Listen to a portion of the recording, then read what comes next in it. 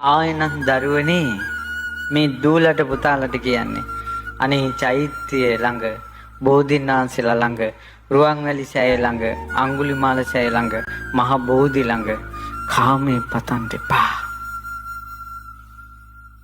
ඔය පතන කාමේම ඔයාලට අප්පිරියා වෙන දවසක් එනවා. විවාහය කියන්නේ අර ව්‍යවහාරයේ තියෙනා වගේ ලස්සන ප්‍රාකාරයකින් වටවිච්ච වදකාගාරයක් වගේ. ප්‍රාකාරයේ ලස්සන නිසා එළියේ අයට හිතෙනවා මේක ඇතුළට ගිහිල්ලා බලන්න ඕන කියලා. ඇතුලේ වද විඳින අයට හිතෙනවා අපි මේ ප්‍රාකාරයෙන් පැන ගන්න ඕන කියලා. නිසා බැන්දෙන්නේ නැති අයට හිතෙනවා බඳින්න ඕන කියලා. බැන්දේ අයට හිතෙනවා කරගත්තම ඕන කමක් කියලා. ඕක තමයි සසර.